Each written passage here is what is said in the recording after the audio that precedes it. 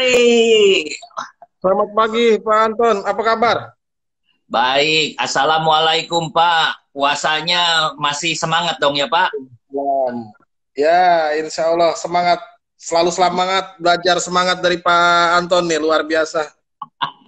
Saya ini kepo Pak, kepo. Nggak ada kerjaan, jadi cari-cari kerjaan. Dan tapi seneng, ada sesuatu manfaat yang dirasakan buat teman-teman. Jadi teman-teman saya mungkin minta waktu sekitar 5 menitan ya Pak ya, biar ngumpul dulu teman-teman nih pada Oke, join. siap, siap, Eh, siap. Ya, jadi hal yang menarik bahwa saya membangun satu komunitas reseller. Ini sebenarnya komunitasnya terbuka, siapa aja bisa join. Eh, kita bicaranya mengenai travel agent dan setiap hari jam 8.50 Senin sampai Sabtu saya live gitu ya.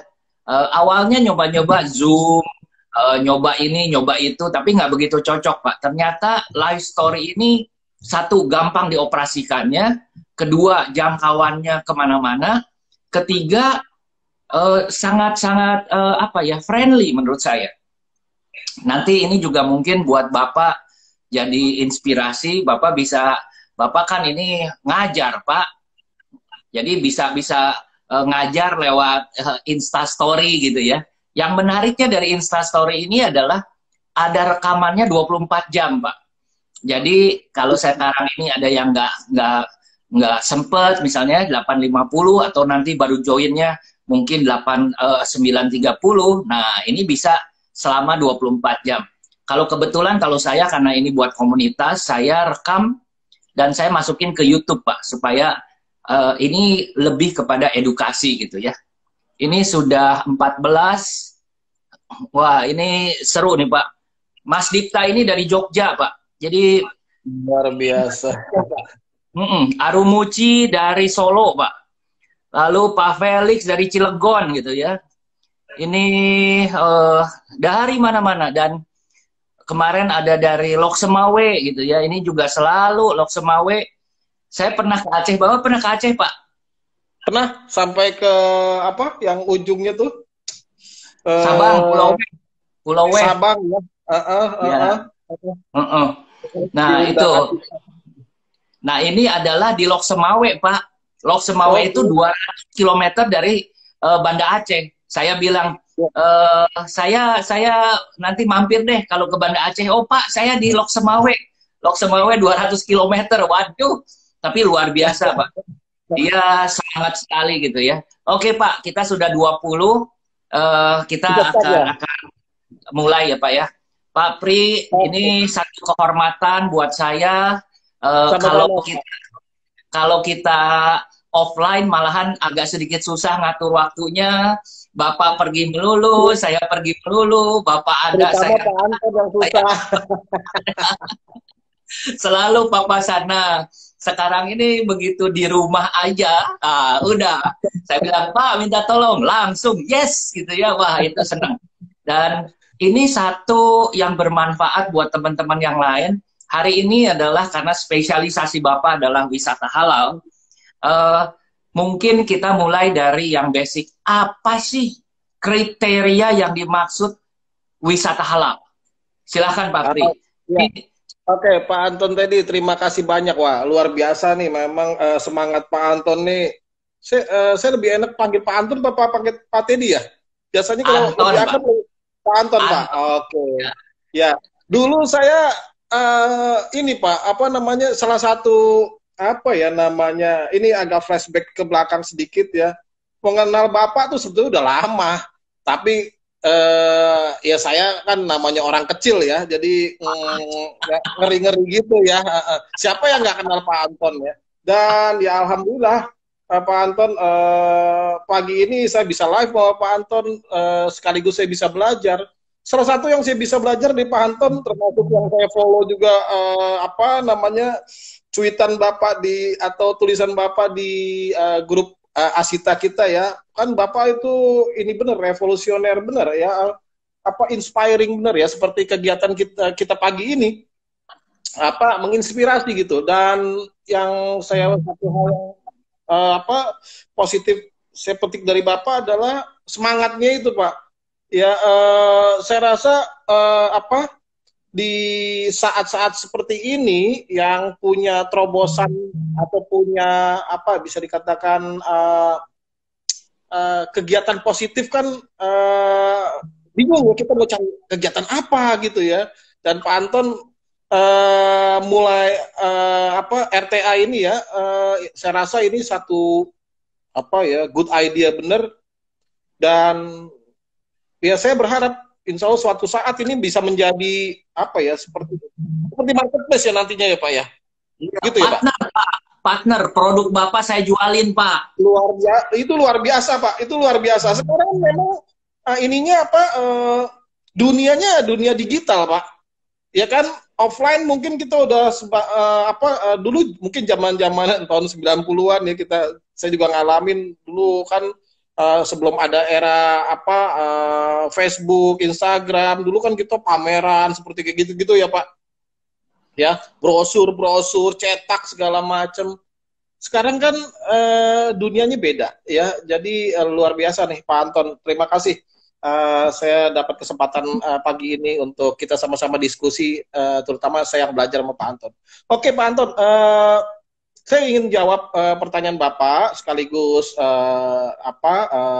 bisa menjadi bahan diskusi kita pagi ini. Mungkin masih jauh dari sempurna atau silakan koreksi apa yang saya sampaikan nanti bahwa pada prinsipnya, pada basicnya yang tadi Bapak pertanyakan bahwa wisata halal ini adalah kita ingin mengakomodir ya kebutuhan Muslim travelernya Pak. Ya, jadi kebutuhan basicnya tuh apa sih? Gitu ya, kebutuhan basicnya seorang Muslim dalam traveling itu apa sih basicnya? Yaitu Pak kewajiban kami sebagai seorang Muslim yaitu kita tidak lupakan sholat Pak, sholat 5 waktu ya, dan makanan halal ya. Oh iya, saya juga ingin sampaikan ini dulu nih apa kepada teman-teman yang join di live Instagram ini, teman-teman Muslim, selamat menjalankan ibadah puasa Ramadan dan semoga puasa kita menjadi ladang amal ibadah kita, teman-teman Muslim, dan tetap semangat dalam situasi seperti ini ya, tetap semangat. Nah ini semangatnya dibakar terus sama Pak Anton. Jadi kembali lagi Pak Anton, saya mulainya memang di saat ini agak flashback ke belakang Pak. 2010 saya membuat satu kantor kecil-kecilan gitu ya, di mana saya ingin mencari diferensiasi Pak. Setelah saya lama jadi freelance tour leader, bekerja di beberapa travel, akhirnya saya memutuskan saya harus mandiri gitu ya, harus punya usaha sendiri lah seperti Pak Anton gitu ya. Dulu malah saya ingat sekali saya mau franchise kayaknya, pengen franchise X Travel ya kayaknya, atau franchise yang lain gitu. Saya udah timbang-timbang sana timbang sini, ingin punya satu usaha gitu Pak di dunia tourism industry ini, yaitu travel. Tapi travelnya itu travel apa gitu Pak? Kalau saya buka travel biasa, maksudnya sama dengan yang lain, ya saya tidak ada bedanya dengan travel yang lain Pak. Justru saya mencari diferensiasi. Bagaimana saya dengan keterbatasan modal, ya, dengan segala keterbatasan, saya bisa bisa eksis gitu ya. Saya jadi ingat salah satu dosen saya bilang harus inovatif gitu, harus ada inovasinya. Jangan copy paste atau jangan jiplak gitu Pak. Oke. Saya juga ingat ATM ya, amati, tiru, modifikasi gitu ya. Oke, saya amati owner travel dulu yang tempat saya bekerja. Oh, cara kelolanya begitu. Saya amati, saya tiru, tapi saya modifikasi Pak. Modifikasinya apa? Saya modifikasinya dalam bentuk paket turnya, kontennya, agar tidak sama dengan konten-konten yang lain. Kalau saya sama dengan konten-konten, misalnya saya sama dengan konten TX Travel, ya saya kalah bersaing dong. Pak Anton dari tahun 81 kan? Iya Pak. 81.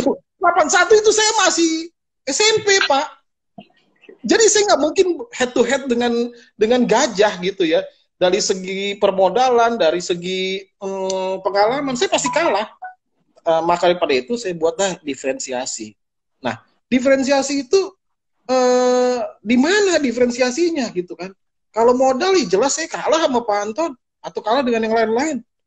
Diferensiasinya apa? Kalau servis pasti semua orang berlomba dalam servis karena namanya juga jual jasa Pak ya. Namanya travel kan jual jasa, pasti berlomba dalam pelayanan. Diferensiasinya adalah dalam bentuk kontennya, ya.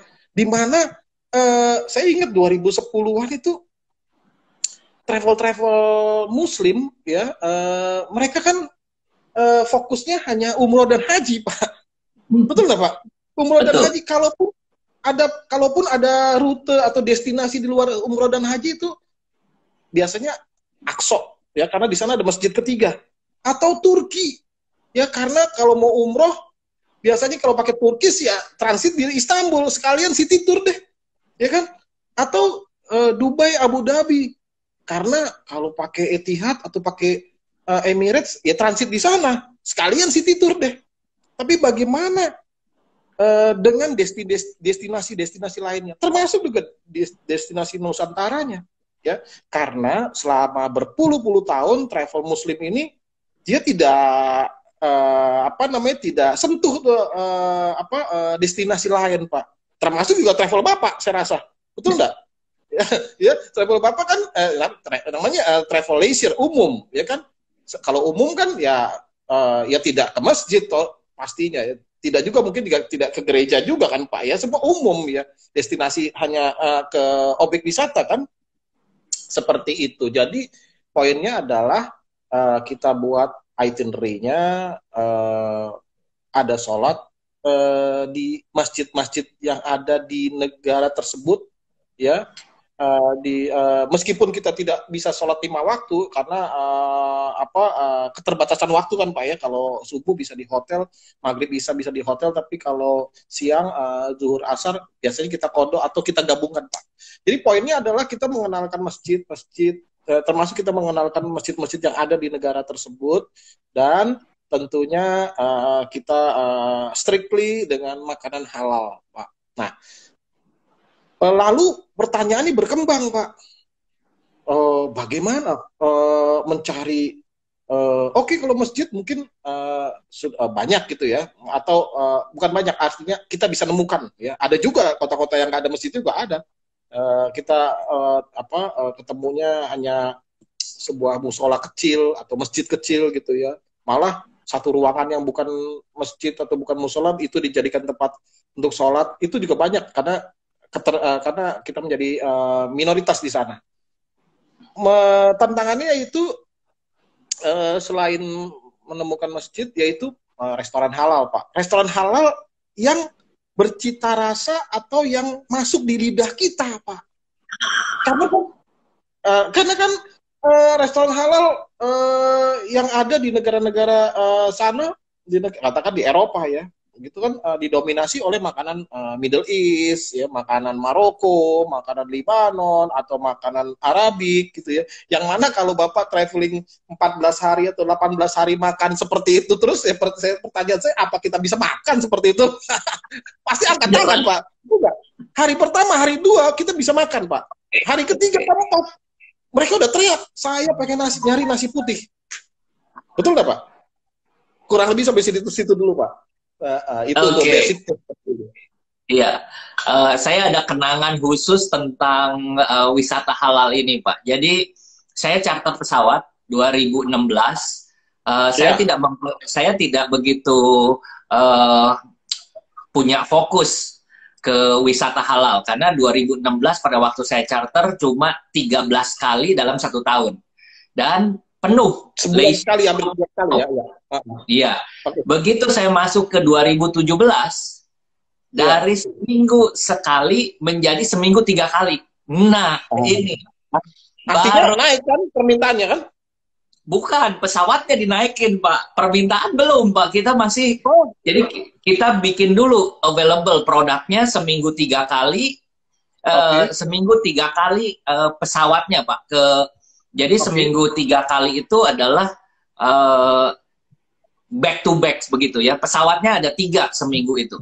Nah, bisa dibayangkan yang terjadi adalah mulai mikir bagaimana nih cari pasar yang baru.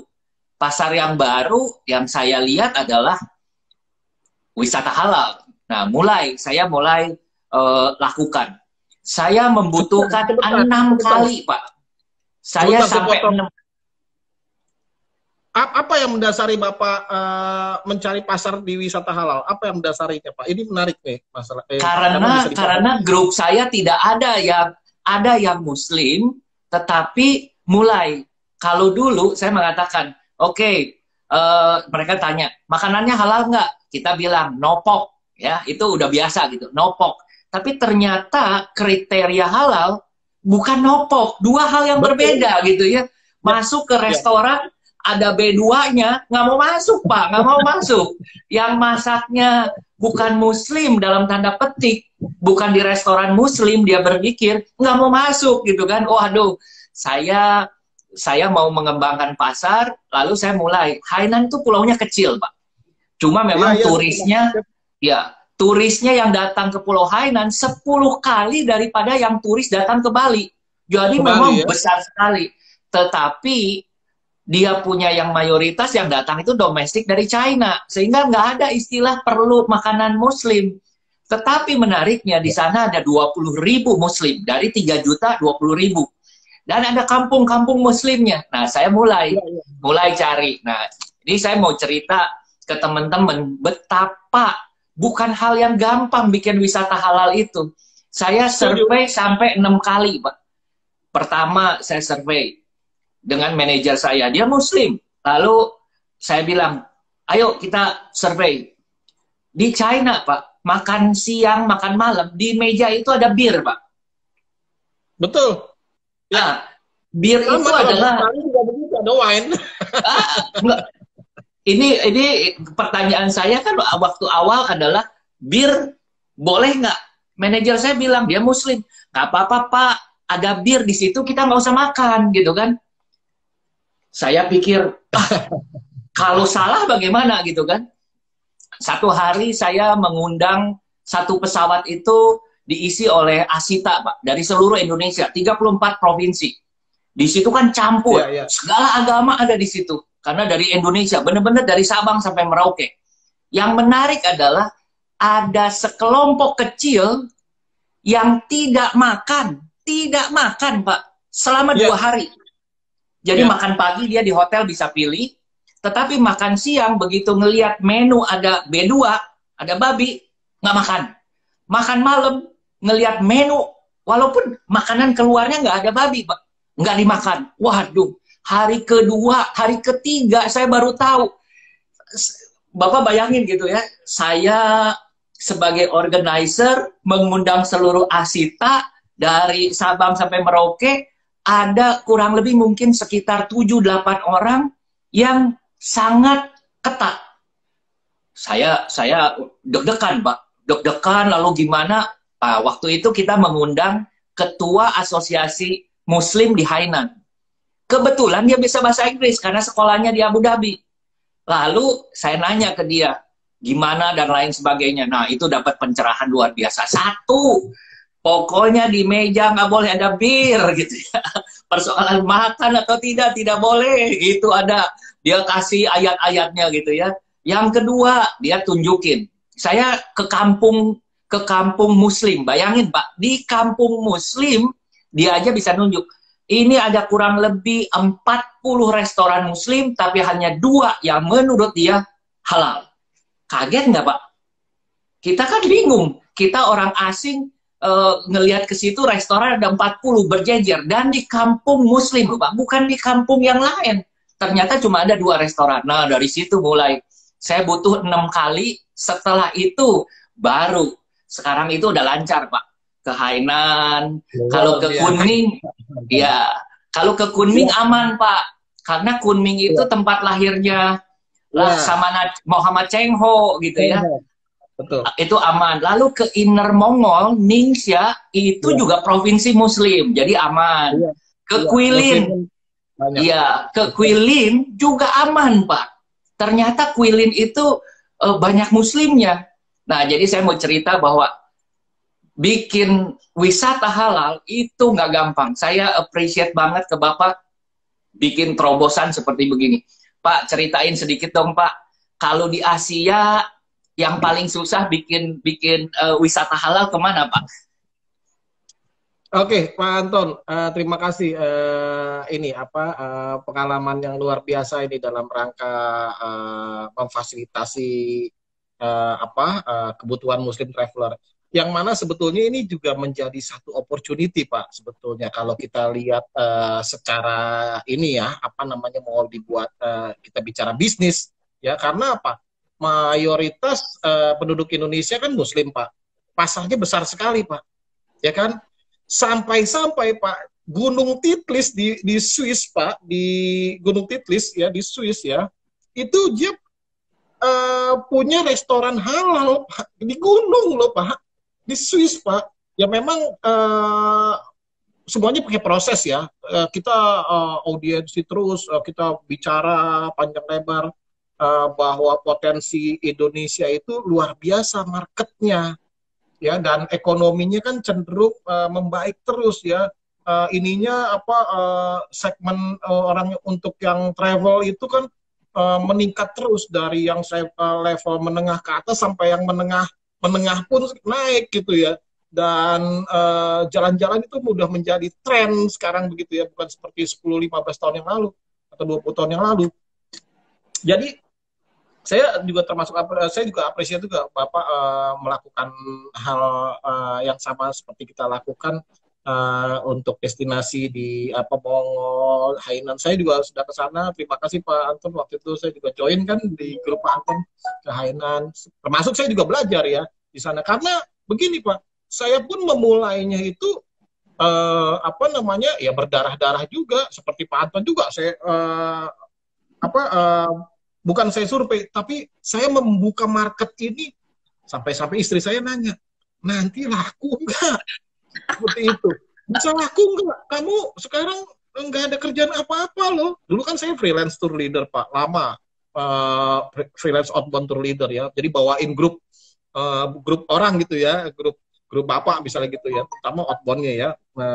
Dan 10 tahun terakhir memang saya di destinasi Eropa. Jadi sebelum saya buat travel Adinda Azara ini, saya sebetulnya sudah tahu nih Pak tempat-tempatnya nih. Karena kan meskipun saya bawa travel umum, kan diisi pesertanya kan banyak yang Muslim Pak. Seperti yang tadi Bapak ceritakan, saya juga sering kali jumpa dengan peserta tur yang memang strict ingin halal gitu ya. Yang seperti tadi Bapak katakan bahwa ada B2 digantung ya nggak mungkin mau masuk gitu ya. Saya juga belajar Pak dari pengalaman yang ada ya. Memang benar Pak Anton bahwa pemahamannya beda-beda Pak. Seringkali beda-beda. Ada yang oke, nopok santai aja gitu ya. Yang penting nggak ada babi gitu ya, nggak ada media gitu ya, nopok oke. Apalagi kalau kita di Eropa kan di atas meja kan ada wine Pak. Itu kan seperti sama lah kalau di China ada bir gitu ya. Ada yang santai aja, tapi ada juga yang nggak mau makan ya, termasuk makan pagi di hotel. Nah, permasalahannya kan Pak, hotel itu kan bukan hotel syariah ya. Dulu 2010-an saya ingat jarang sekali yang breakfast halal. Kalau sekarang mungkin di Jepang sudah ada Pak, ya di Jepang, di Korea sudah banyak hotel halal gitu dengan sertifikat loh Pak ya. Kita bicara sertifikat ya, bukan nopok nolak ya. Sudah banyak kalau sekarang. Karena apa? Karena Muslim travelernya tuh naik Pak. demand-nya tuh naik. Wah, mereka nggak mau kehilangan pasar kan. Itulah salah satu yang kami selalu komunikasikan melalui forum yang kita buat Pak di 2015, yaitu IITCF ya, IITCF, Indonesian Islamic Travel Communication Forum ya. Jadi forum bersama travel muslim untuk sama-sama kita belajar, kita mengkampanyekan, kita yuk bermain apa ya namanya ya, bermain lahan lain selain umroh dan haji, karena ini adalah opportunity Pak ya. Coba bayangkan ya, di era misalkan di saat umroh stop ya, kalau seandainya pandeminya ini tidak meluas kan sebetulnya halal turnya bisa dilakukan Pak, bisa dijalankan kan Pak, karena untuk mengisi kekosongan ya di saat umroh stop gitu ya, pada saat musim haji misalkan seperti itu ya, atau pada saat seperti ini ya. Jadi kembali lagi Pak, memang benar bahwa membuat paket tur halal itu tidak mudah Pak ya.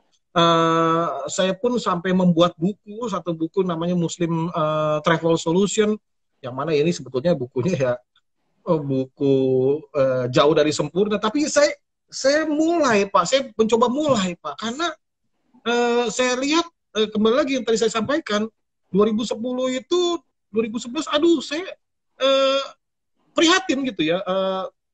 Saya rasa masih bisa dihitung dengan jari, atau mungkin tidak ada travel yang concern kepada wisata halal ya. Maka daripada itu dengan tertatih-tatih ya, mencoba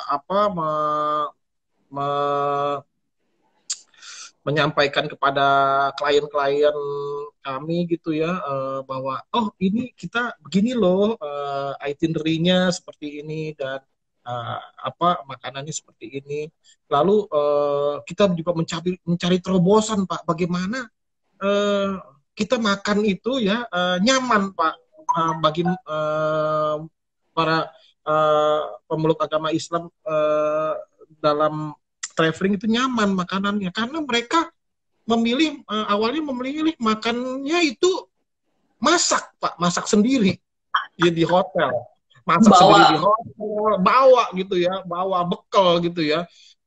Oke, saya nggak bisa melarang juga ya, karena saat itu kan memang keterbatasan kita restoran Pak gitu ya. Tapi di sisi lain kita tahu bahwa kalau di Eropa, atau saya rasa juga hampir di semua hotel, kita kan nggak boleh masak Pak di dalam kamar Pak. Boleh nggak sih masak di dalam kamar? Kan nggak boleh Pak. Ya kan, apalagi yang ada bau-bau khusus gitu ya. Itu kan bukan hanya bisa kebakaran, tetapi bisa mengotori gitu ya Pak ya. Jadi kamar itu saya rasa hotel tidak izinkan kita masak-masak gitu Pak ya. Jadi kurang lebih begitu.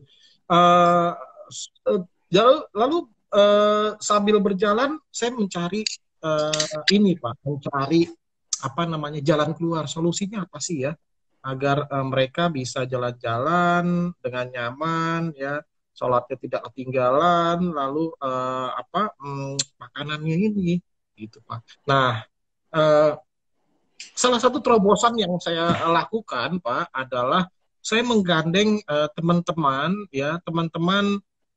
yang ada di negara tersebut Pak ya. Misalkan katakan karena spesialis saya di Eropa, teman-teman saya dikatakan di Belanda gitu ya, atau di Swiss, atau di Jerman, atau di Italia, orang-orang Indonesia yang ada di sana, untuk buatin nasi box Pak, nasi box gitu ya, nasi box ya. Saya tanya, Bu, bisa nggak bikinin kita catering? Oh, memang saya sering bikin catering kan kita juga di sini kangen masakan Indonesia. Kadang-kadang kalau ada acara di KBRI, di KJRI, kita sering bikinin. Akhirnya saya pesan-pesan seperti itu Pak. Jadi kalau makan malam mereka kirim ke hotel. Kalau siang mereka kirim ke satu objek wisata, kita makan sama-sama, kita cari tempat gitu ya untuk makan sama-sama.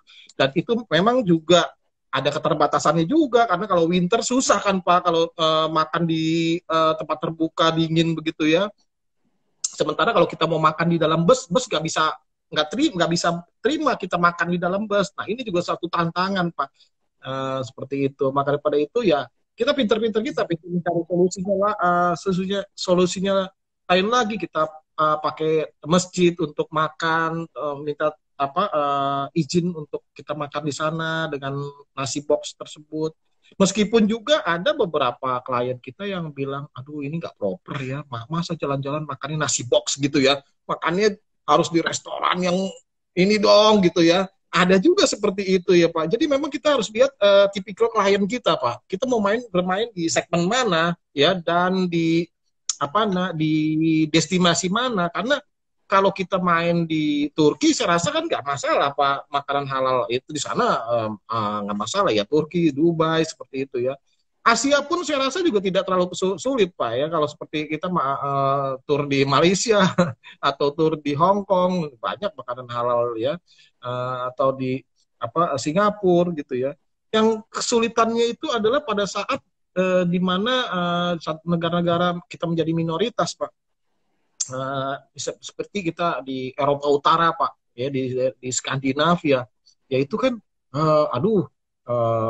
sulit sekali ya mencari restoran yang benar-benar halal ya. Kita bicara benar-benar halal dalam arti restoran tersebut mempunyai sertifikat Pak, karena di sana kan juga ada yang namanya Muslim friendly Pak ya. Muslim friendly ya artinya ya nopok nolak itu ya, seperti itu. Jadi ya ini sebetulnya saya pribadi ya, saya juga masih terus belajar Pak ya, belajar dan menerima masukan daripada klien-klien kita, daripada teman-teman. Ayo kita diskusi bagaimana ke depannya sih seperti ini, karena kita juga masih belajar, masih jauh daripada sempurna. Tetapi at least kita sudah mulai Pak. Artinya kita sudah mulai bahwa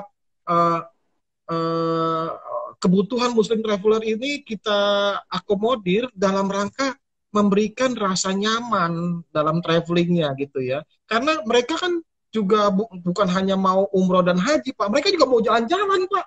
Ya kan? Mereka punya uang mau jalan-jalan, pengen lihat dunia luar Pak, bukan hanya umroh dan haji, jangan salah Pak. Ya, mereka pengen juga ke Amerika, mereka pengen ke Australia, New Zealand, Jepang, Korea dan lain sebagainya, bukan hanya umroh dan haji, jangan salah seperti itu. Jadi saya menyambut baik sekali dengan RTA ini Pak. Mudah-mudahan ke depan saya bisa join meramaikan RTA ini ya, Reseller Travel Agency, agar semakin tersosialisasikan Pak kepada para Muslim traveler ya Pak. Karena saya lihat saat ini juga masih banyak yang belum tahu ya jalan-jalan itu bisa nyaman dalam dalam perjalanan itu di travel apa sih, kurang lebih begitu ya. Karena kalau mereka yang sudah kan mereka kan ya sholatnya di bus gitu ya, dan makanannya ya seketemunya gitu ya.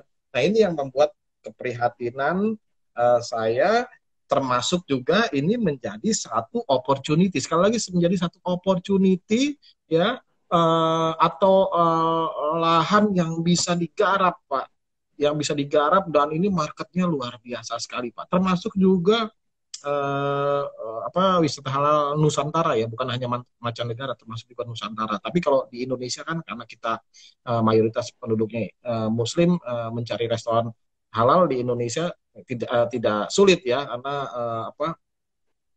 kita mayoritas Muslim ya. Tapi bagaimana pertanyaannya pada saat kita berkunjung ke negara mayoritas non Muslim? Nah ini menjadi challenge-nya Pak, kurang lebih gitu Pak Anton. Oke, ada hal yang menarik pada waktu saya pergi ke Taiwan Pak. Di Taiwan sebenarnya Muslimnya cukup banyak.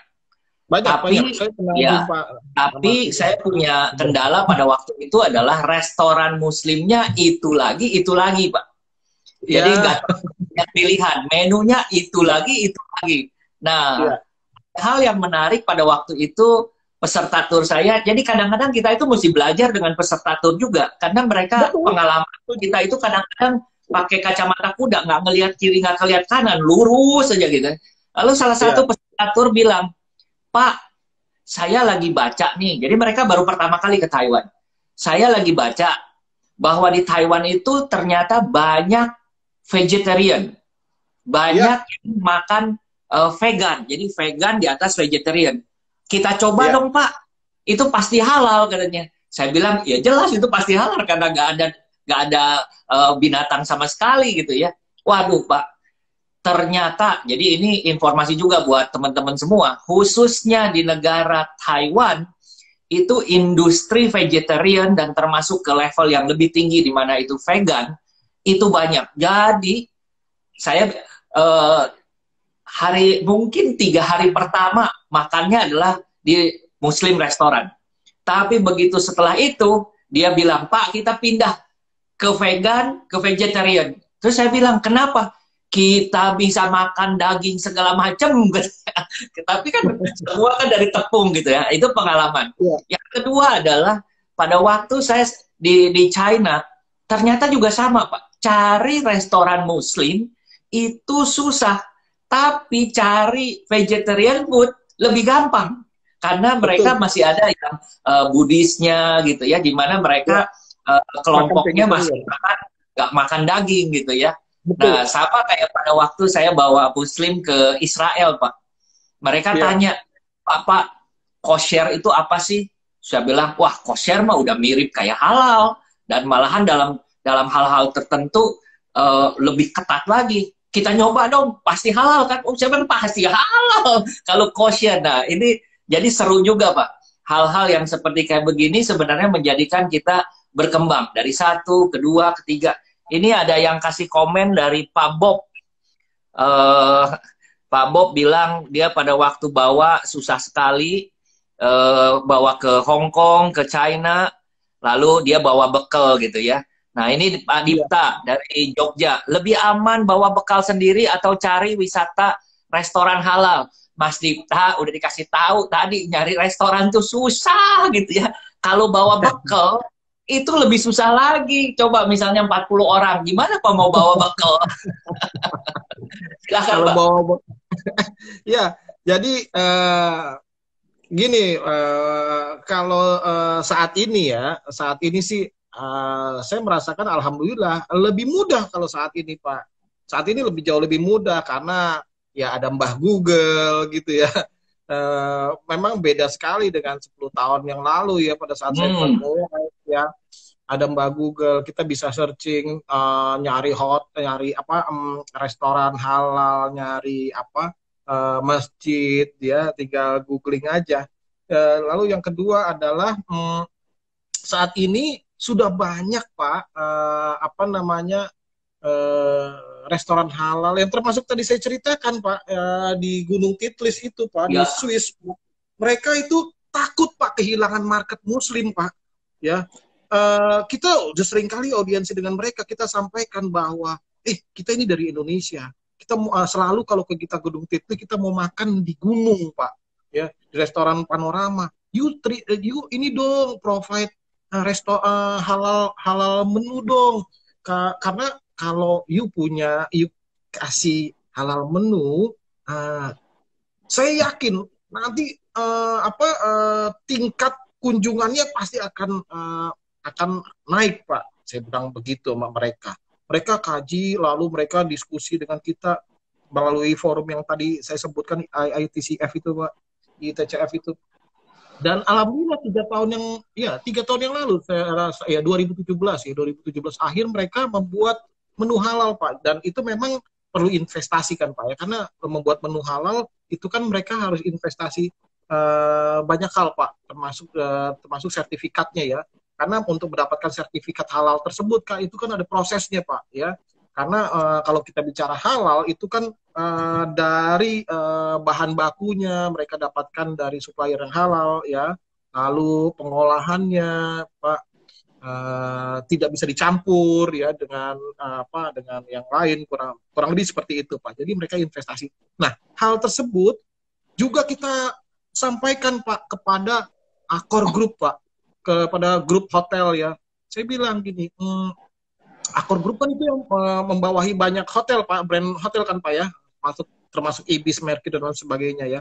saya sampaikan bahwa you kalau punya makan pagi breakfast halal, wah itu okupansi punya hotel pasti naik benar. Saya bicara itu pada apa namanya salah satu pimpinan salah satu CEO-nya. Mereka sebetulnya sudah concern Pak kepada pergerakan Muslim traveler ini, ya semakin hari semakin banyak, ya semakin meningkat, ya. Tetapi mereka juga punya kendala, yaitu kalau mereka mau buat standarisasi ada breakfast halal itu kan harus rempak, ya, dan itu investasi besar, ya. Tapi poinnya adalah kita lakukan Pak, dan kita dorong terus, kita istilahnya ya melakukan soft diplomation Pak, ya. Karena ini kan kita tidak bisa paksa Pak, ya. Kita tidak bisa paksa, tapi saya yakin mereka juga punya, kalau kita bicara dalam perspektif tentang bisnis, ya, mereka concern kok bahwa ini adalah bisa meningkatkan bisnis mereka Pak, terutama hotel, ya, terus restoran, ya, di satu objek wisata. Tetapi memang keterbatasannya adalah mereka juga butuh edukasi Pak, ya. Salah satunya yang kita lakukan adalah edukasinya pada hotel-hotel adalah misalkan arah kiblat Pak untuk sholat, ya, arah kiblat untuk sholat, ya. Kan rata-rata tidak ada arah kiblat, ya. Kalau sekarang sih gampang nih, kita udah pakai smartphone, ya, tinggal kita install arah kiblat, bisa dijumpai, ya, di smartphone kita. Tetapi bagaimana dengan misalkan apakah semua orang pegang smartphone juga gitu, ya? Kan juga enggak juga, ya, mungkin, ya, kalau untuk orang-orang tua gitu, ya. Seperti itu yang traveling tanpa smartphone. Jadi kita edukasi Pak sampai saat ini bahwa tolong kalau ada yang tanya arah kiblat, arahnya ke sini nih, kurang lebih begitu. Terus ya kita sampaikan juga bahwa kalau makan pagi ada menu halal itu jauh lebih baik. Artinya tidak disatukan. Karena kan kalau makan pagi kan kita buffet kan Pak, ya kan? Ada chicken, ada beef, sebelahnya ada B2 gitu kan, ya. Biasanya ya kita ini jadi istilahnya dalam tanda kutip ilfil gitu, ya. Sebelahnya mau makan, sebelahnya ada B2. Aduh, jadi kita memang biasanya kita sarankan kepada peserta tur, kita mengambil yang aman-aman saja, ya, aman-aman saja. Misalnya kita ambil buah, ya, atau telur rebus seperti itu, ya. Kemudian kita aman-amankan saja. Tapi alhamdulillah Pak, sekarang sudah banyak Pak hotel-hotel yang memisahkan restoran, ya Pak. Kalau kita lihat di Jepang lebih maju Pak. Jepang lebih maju Pak untuk masalah halal ini, dia lebih maju Pak. Dia sudah pisahkan makan paginya Pak dengan yang umum Pak. Itu luar biasa, ya. Seingat saya, ya, setahu saya, di Indonesia aja, negara yang mayoritas Muslim, saya rasa baru Hotel Sofyan di Jakarta itu, hotel yang syariah gitu, ya. Yang selebihnya ratusan hotel di Jakarta, saya rasa belum ada yang istilahnya punya sertifikat halal, atau mungkin ada tapi saya nggak tahu. Artinya jarang begini sekali, Pak. Jarang sekali. Iya. Ya, Bapak katakan makan di hotel bintang 5 di kawasan Sudirman Tamrin, apakah di situ sudah ada tulisan halal menu atau halal section? Kalau di Jepang mereka udah pisahkan Pak, ditulis di sini ini halal menu. Yes, dengan sertifikat Pak, ya, dengan sertifikat, ya. Sertifikat itu yang mengeluarkan itu otoritas yang berwenang Pak, bukannya dia sekedar tulis. Itu melalui prosedur panjang, mekanisme yang panjang. Kurang lebih begitu Pak. Jadi alhamdulillah sih sekarang sih lebih mudah, ya, dan saya bersyukur jadi ini lebih memudahkan dan memberikan kenyamanan bagi Muslim traveler, termasuk juga bagi kita Pak, para pelaku, ya, pelaku travel ini juga sekali lagi menjadi menjadi ladang atau menjadi opportunity kita untuk menjadi alternatif lain bisnis kita ya, di samping yang sudah ada misalkan umroh dan hajinya, atau seperti di TX Travel yang sudah ada yang leisure-nya, tapi Bapak mau membidik pasar muslim, why not ya. Kita sekarang udah lihat kok 2 tahun terakhir top 10 agent udah buka ini kan, udah buka khusus untuk halal turnya, udah buka kan Pak, 2 tahun terakhir saya lihat tur besar. Karena apa? Kembali lagi mereka tidak mau kehilangan pasar mereka, Pak. Poinnya seperti itu, ya. Dan alhamdulillah pula kami travel kecil Pak Adinda Azahra ini, tetapi setahun maksudnya setiap tahunnya kita grafiknya naik terus Pak. Saya boleh share sedikit Pak. 2019 Pak Adinda Azahra itu 3 kali lipat Pak. Ya ininya grafiknya dari 2018. 2019 kita 3 kali lipat dari 2018. 2018 ya lebih bagus daripada 2017. Terus gitu ya. Memang kita awalnya mulainya itu hanya dari satu grup yang isinya cuma 10 orang. Sedih Pak memang awal-awalnya Pak ya. Tapi ya berkat bantuan teman-teman media ya, karena kita juga butuh teman-teman media untuk mensosialisasikan ini, termasuk juga bantuan Pak Anton di RTA nanti agar ini menjadi lebih masif, lebih bisa tersosialisasikan. Ini satu big opportunity Pak, kurang lebih. Amin, amin. Pak, mau nambahin lagi karena kurang aware bahwa ada satu kapal pesiar sama. Dia juga cuma ada satu kapal pesiar, yaitu namanya Genting Dream Cruise. Dia tahun 2018 akhir mempunyai satu buffet corner, halal corner restoran. Ini bukan restoran, buffet ya. Jadi satu corner saja. Dan yang paling menarik adalah sekarang ini saya sudah 17 kali Pak naik kapal itu. Jadi bisa merasakan bagaimana bedanya. Dan saya naik mungkin 5 kali terakhir sudah ada halal cornernya. Dan halal corner ini enak banget Pak. Buat saya cocok banget. Saya orang Sukabumi, suka sambal, ada sambal. Kedua ada pete Pak.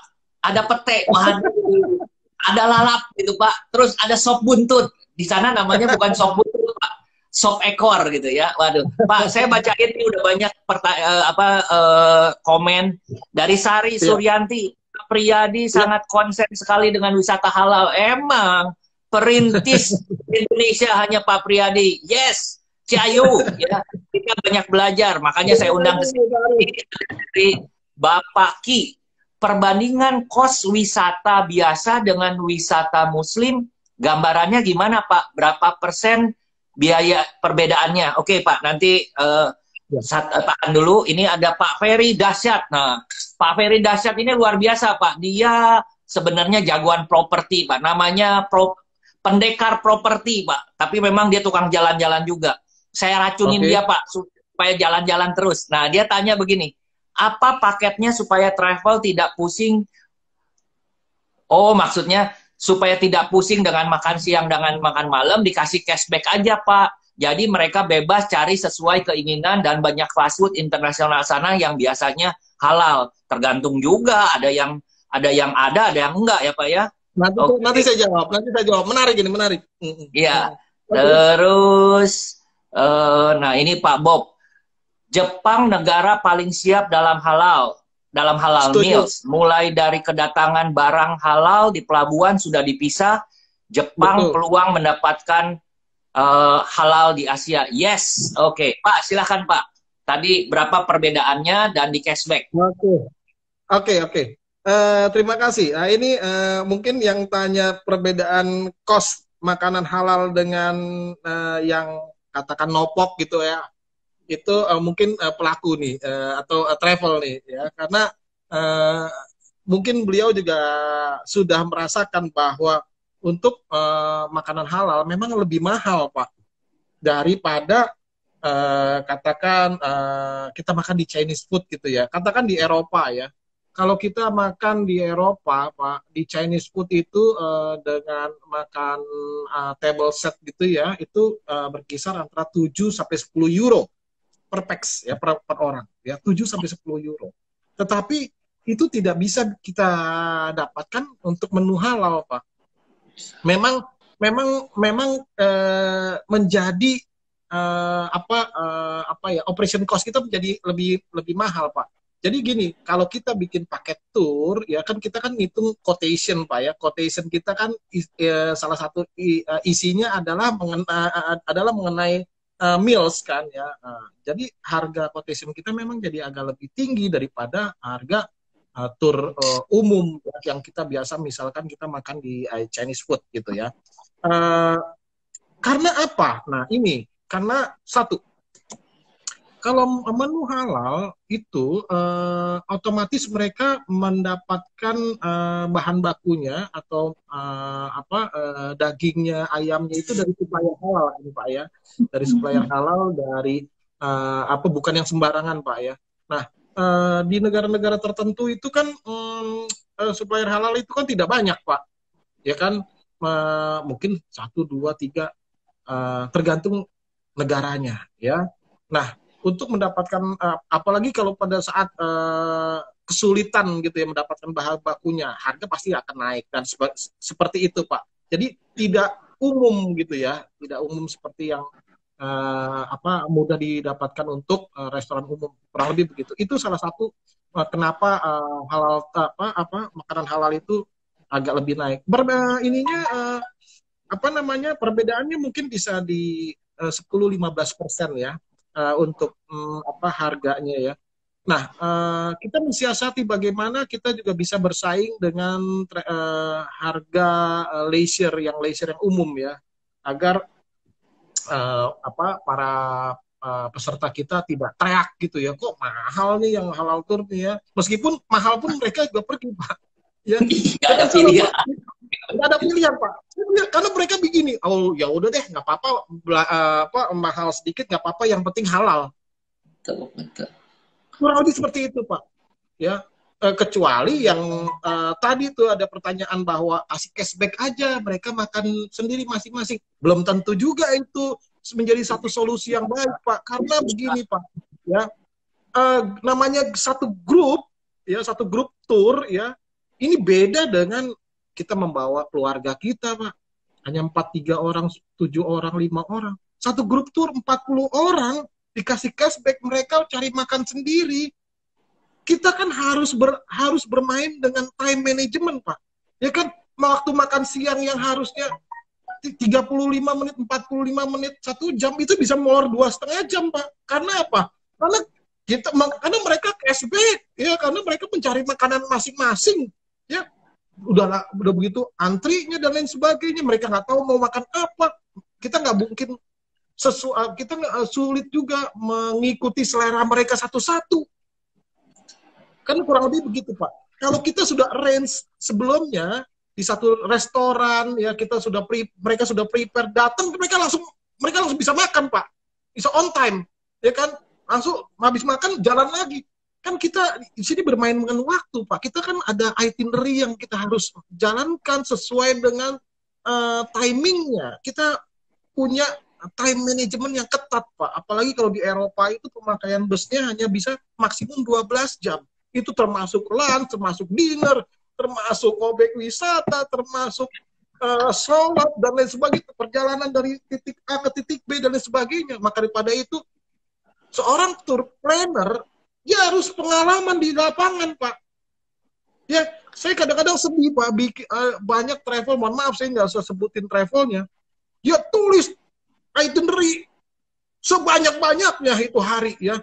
Dalam hati saya itu, apa orangnya terbang itu 1-2 menit turun terus naik lagi, naik lagi. Apakah harus seperti itu? Mereka kan ingin nyaman, Pak. Ya, mereka mohon maaf ya, mereka nggak pengalaman di lapangan, Pak. Mereka hanya tulis di brosurnya tuh, di websitenya sebanyak-banyaknya agar bisa menarik, Pak. Betul nggak? Agar bisa menarik orang, wow, dalam satu hari ini kunjungannya banyak loh, gila, lebih banyak daripada travel Anu, gitu ya. Kalau saya jujur aja, saya nggak berani nulis banyak-banyak. Saya nulis proporsional, benar-benar ya. Karena saya mengerti sekali. Saya 28 tahun di travel, Pak. Dari 92, saya mengamati tipikal orang Indonesia ini kan santai-santai jalannya. Ya foto dulu cekrek sana ini, mampir dulu souvenir. Betul nggak, Pak? Beda sama orang Hong Kong, sama orang bule, betul jalan itu.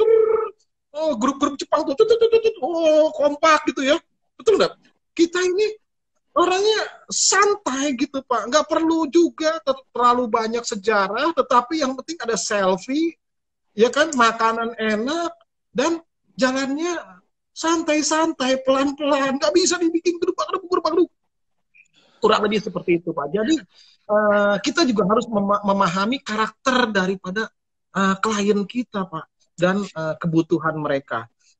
Jadi kembali lagi mengenai cost halal meals itu memang di atas rata-rata daripada makanan umum gitu ya, untuk tur umum ya. Yang kedua yang cashback ya, tadi saya ulas lagi sekali lagi bahwa cashback itu memang tidak mudah ya.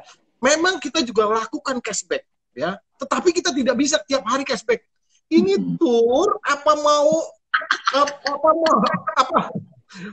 kan katanya travel itu mengatur perjalanan, kok sampai sini kita dilepas begitu aja. Ini juga nggak proper. Saya melakukan cashback itu, Pak, dan juga dilakukan oleh travel Bapak atau travel teman-teman lainnya. Saya juga setuju, saya melihat seperti itu ya. Saya setuju bahwa cashback itu dilakukan seperti di tempat-tempat permainan, Pak. Seperti kita ke Disneyland, oke? Kita ke Universal Studio, ya, atau ke tempat-tempat permainan lainnya, atau shopping, ya, acara shopping, ya, memang kita kasih cashback. Tapi cashback itu biasanya kita kasih di lunch, Pak, bukan di dinner, karena mereka sambil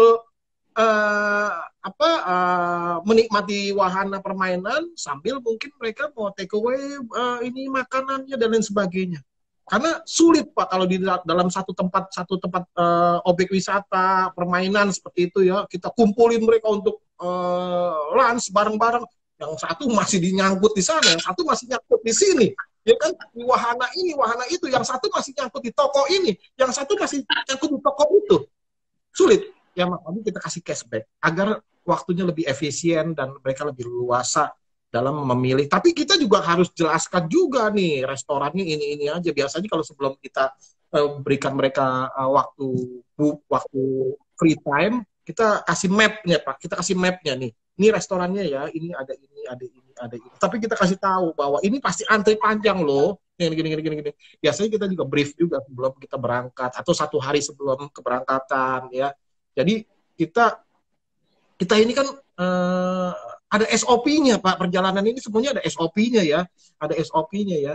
Jadi mohon maaf ya, bukan sekedar kita bikin tur laku, dijual dan hit and run, bukan seperti itu, Pak. Ya, kita bisnis jasa ini, bisnis travel ini kan bisnis trust ya, bisnis kepercayaan, bisnis jangka waktu panjang. Seperti ya contohnya Pak Anton sendiri dari tahun 81 bisa eksis sampai detik ini, artinya orang percaya Bapak. Betul kan, Pak? Bapak bukan hit and run.